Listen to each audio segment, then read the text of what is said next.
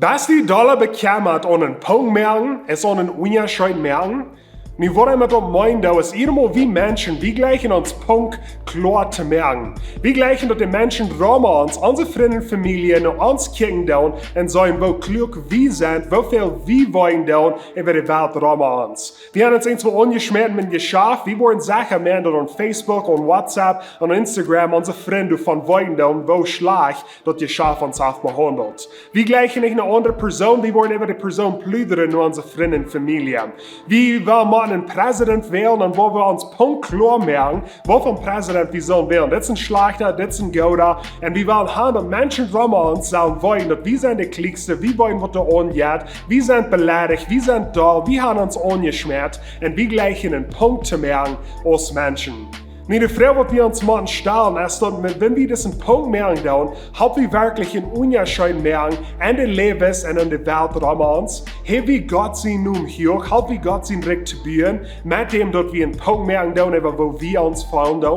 Das ist manchmal die Frage, die wir uns mal stellen. Und dann merken wir denken an Jakobus Kapitel 1, Vers 19. Das sagt es das.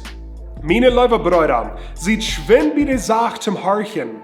Überlegt Gott euer Reden. Und wird nicht leicht da. Ein Mensch, der ihn wird handelt, der nicht wird für Gott reich ist.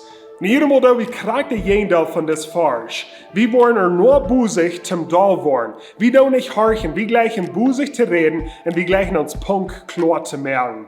Und so wie handeln nicht wird, wie handeln nicht beleidigt hat, wie plüdern. Und das wirklich Gott sein Namen nicht hochheben, wenn wir diese Dinge tun. Sag mal die Motto sprechen, für die Ware was ein Punkt mehr mit deiner Freunde, Familie oder Facebook und WhatsApp. Frau die Frau, hauptet, dass wir Gott leben tun und dass wir Menschen tun mit diesem Punkt, wo ich hier zu merken. Und das ist nicht bloß zu mir selbst merken, besser fallen. Und ich bin beleidigt, nur wo ich andere Menschen nicht wollen, wo ich mir selber fallen tun.